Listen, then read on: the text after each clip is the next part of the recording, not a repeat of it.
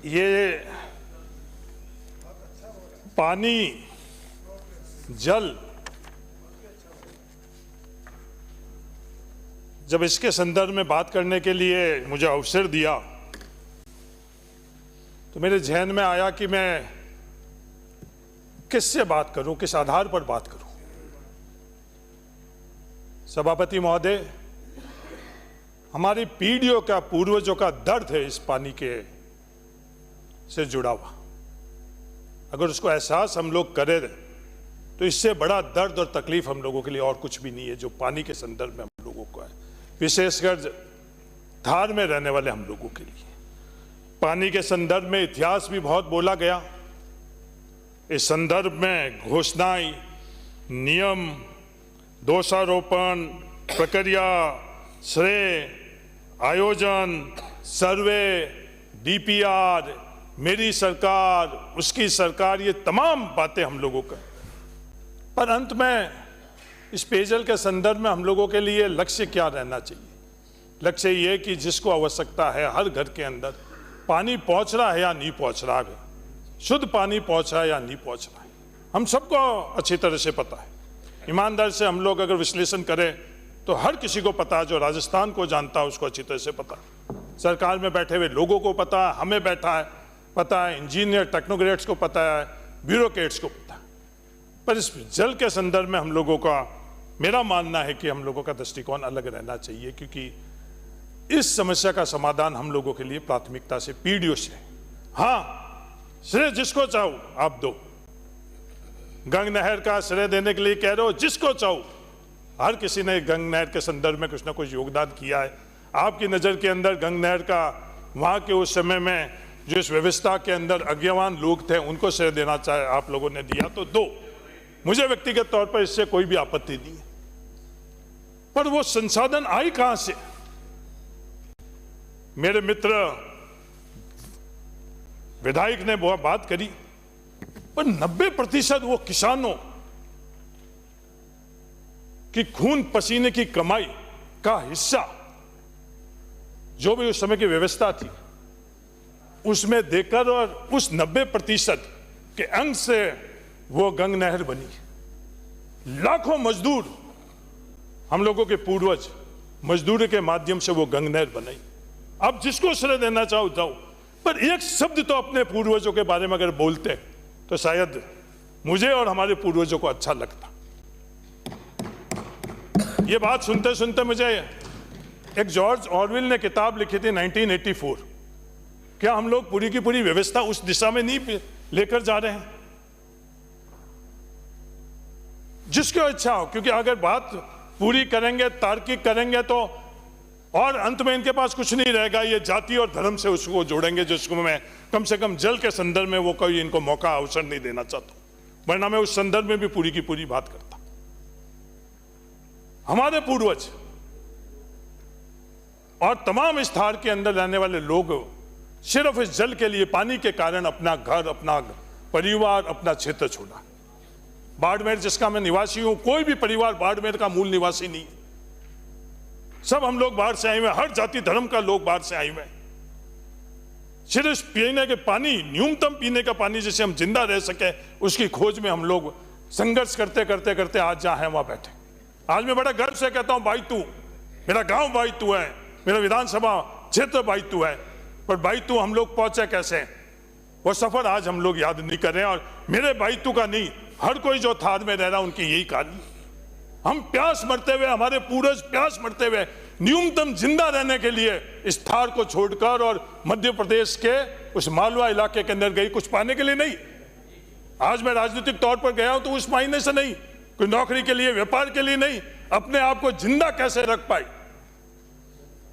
उस प्यास को मिटाने के लिए मालवा जाते थे और अपने साथ साथ उस पशुधन को भी लेकर जाते थे। क्या आज इस पीढ़ी के अंदर हम लोगों के पास जो सब कुछ पहले से बेहतर हुआ है, हम उस लक्ष्य को प्राप्त करने के लिए वहां तक आगे बढ़ रहे हैं या नहीं बढ़ रहे? सबसे पहला सवाल यह आता है कि जो एग्जिस्टिंग हम लोगों के पास जो ढांचा है, उस ढांचा को हम लोग कैसे, जो एग्जिस्टिंग स्कीम है पेयजल के संदर्भ में, उसके लिए हम लोग क्या कर रहे हैं? हजारों करोड़ रुपए उन स्कीमों के संदर्भ में हम लोगों ने खर्च किए। सरकार, आपकी सरकार, मेरी सरकार, उसकी सरकार, इस देश के अंदर किसी की सरकार को किसी को अधिकार नहीं दे रखा है। संविधान के अंदर मतदाताओं को विधायक को लोकसभा का सदस्य बनाने का अधिकार दे रखा है, और जो विधायक बहुमत है उनको सरकार के अंदर, जो भी सरकार है वो कैबिनेट है। 5 साल तक जो यहां बैठे हुए थे वो नारे अलग लगा रहे थे। आज 5 साल में आप लोगों की मजबूरी है, मैं आपकी मजबूरी जानता हूं, मैं भी आपके जमात का हूं कि आपको राजस्थान में कोई लाल नहीं दिखेगा, एक ही लाल दिखेगा। हम लोगों को राजस्थान में कोई गांधी नहीं दिखता था, तो ये मजबूरी भी है, इसलिए सरकार के संदर्भ में बात करते रहते हो। पर ये सरकार, ये जो अपन लोग जहां बैठे हैं, अपन लोगों की क्या जिम्मेवारी है कि उस अंतिम पंक्ति में बैठे वाले व्यक्ति को हम लोग पेयजल पहुंचा रहे हैं या नहीं पहुंचा रहे हैं? सभापति महोदय, उसका उत्तर है नहीं। ईमानदार से कर ले। आज इस प्रदेश के अंदर सबसे बड़ा पद किसका है? हमारे यहां इस प्रदेश में, राजस्थान में सबसे बड़ा पद राज्यपाल महोदय का है। हम लोग महामहिम लगाते, महामहिम राज्यपाल महोदय।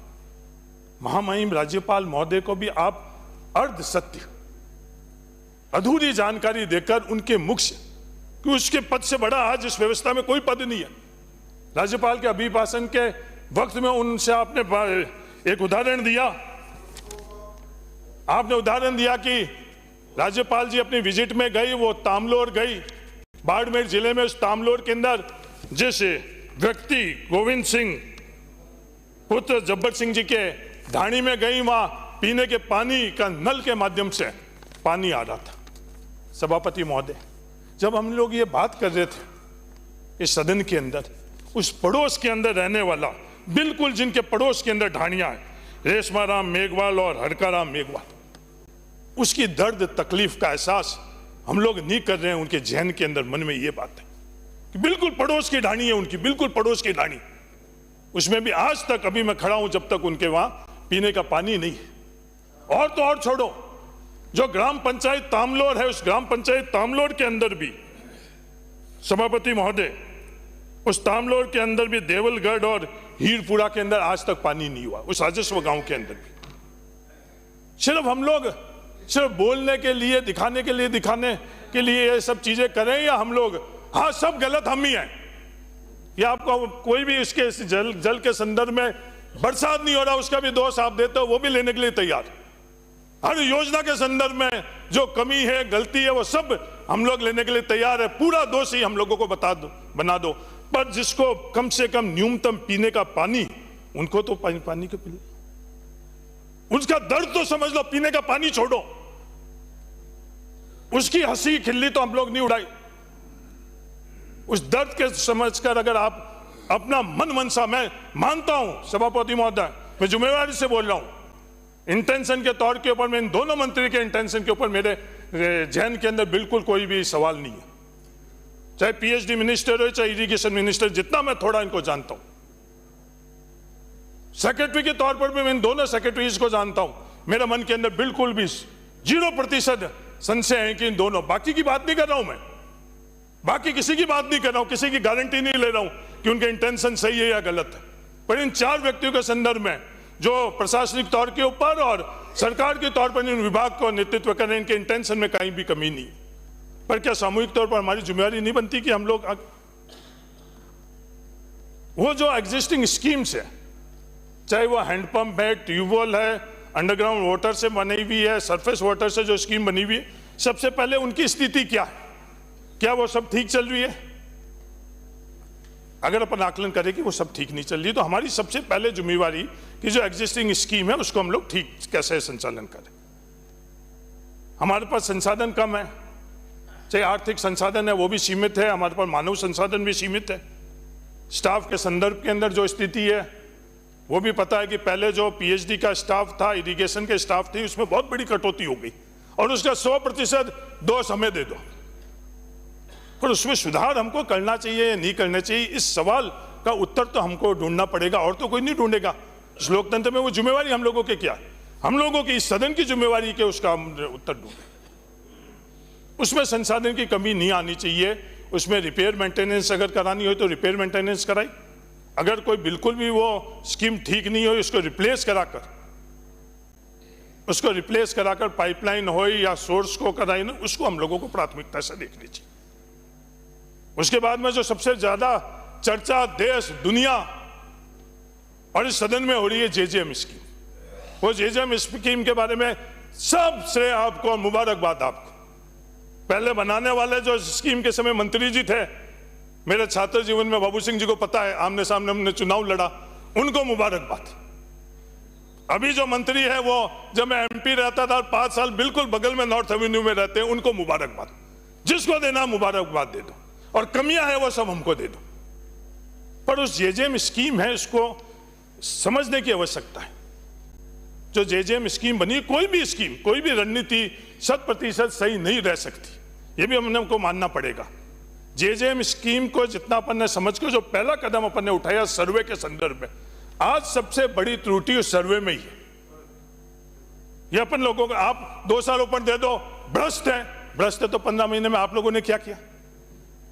इस डिबेट में नहीं जाओ। जो भ्रष्टाचार का जिनको सर्टिफिकेट मिला हुआ है वो आप लोगों के पास में बैठ रहे हैं, उन्हीं पोजीशंस में बैठे हैं, वही ठेकेदार है, वो सब चीजें अलग है। क्योंकि सबसे बड़ी चुनौती क्या है सभापति महोदय? हमारी सबसे बड़ी दुश्मन है L1। जो L1 के आधार के ऊपर आपको टेंडर उसी को देना पड़ेगा।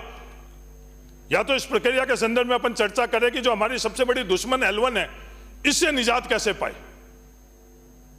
वो उसके अंदर बिल्डिंग के अंदर कम भी आ जाता है, सबको पता है, उसके अंदर ही उसको काम करना पड़ता है। इसके संदर्भ में हम लोग चर्चा नहीं करेंगे। कम से कम पेयजल के संदर्भ में ये L1 का जो भी हम लोगों की समस्या, इसके बारे में हम लोगों को समझना चाहिए। और हो सकता है ये ताकत हमारे पास है लोकतांत्रिक व्यवस्था में। कोरोना के वक्त में जो ताकत हम लोगों के पास थी लोकतंत्र में, उसका इस्तेमाल कर हम लोगों ने परचेज भी की, फैसले भी की। वो ताकत और अनकॉन्स्टिट्यूशनल ताकत नहीं थी। तो ये जो L1 के संदर्भ में मेरा निवेदन है कि इसको भी आप लोग देखो।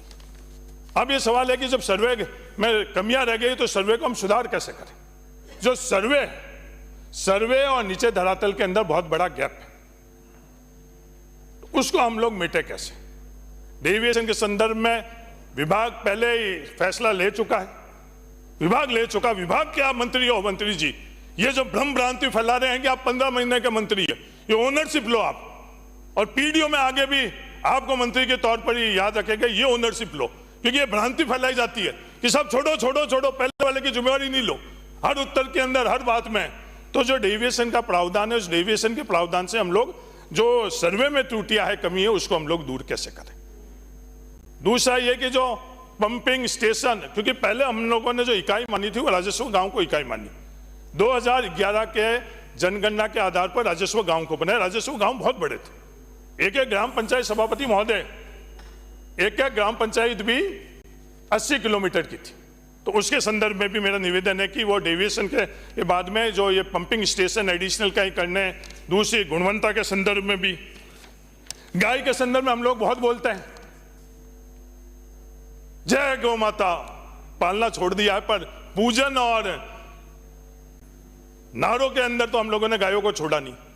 पर सभापति महोदय, जो प्रावधान था 40 लीटर इस रेगिस्तानी इलाके के अंदर इंसान के लिए और 30 लीटर पशुधन के लिए, मैं 200 ऊपर नहीं है, क्योंकि सच्चाई के अंदर आएंगे तो और आपको तेरी मेरी लगेगी। किसने भी किया इस रेगिस्तानी इलाके के अंदर, वो प्रावधान हमने, केंद्र सरकार ने वो प्रावधान में तब्दीली कर अब सिर्फ 55 लीटर कर दिया। तो 55 लीटर अपन इंसानों को तो मिल रहा है, उसके अंदर जो जिस गाय को अपन पूछते हैं उसका हक और अधिकार नहीं मिल रहा। तो इसके बारे में भी मंत्री जी मेरा निवेदन है कि आप केंद्र सरकार के अंदर, विशेषकर जो रेगिस्तान इलाके में पशुधन से ज्यादा संख्या हमारे पशु में, इंसान से ज्यादा पशुधन की है, उसके संदर्भ में एक सैद्धांतिक वहां से प्रावधानों में परिवर्तन नहीं करोगे जब तक इसके बढ़ेगी नहीं। पीने के पानी के अलावा जो आज की स्थिति है, जो मोहनगढ़ जो इंदिरा गांधी नहर के माध्यम से पानी आ रहा है, वहां पंपिंग स्टेशन नहीं चल रहे हैं। मैंने कई दफे बोला, वहां पंपिंग स्टेशन 10 है, ऊर्जा के कारण, बिजली के कारण वो पंपिंग स्टेशन 1 और 2 चल रहे।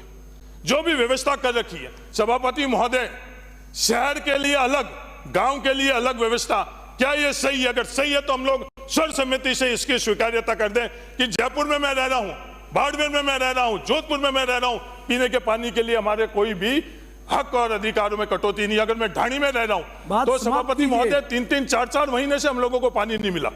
3-3 4 में बड़ी जिम्मेवारी से कह रहा हूं।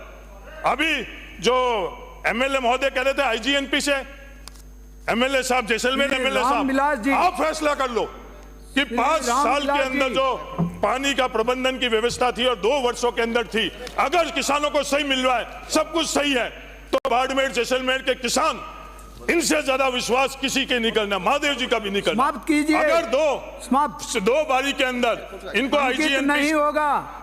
धन्यवाद सभापति जी। आपने मुझे भाग संख्या 41-42 पेयजल और सिंचाई पे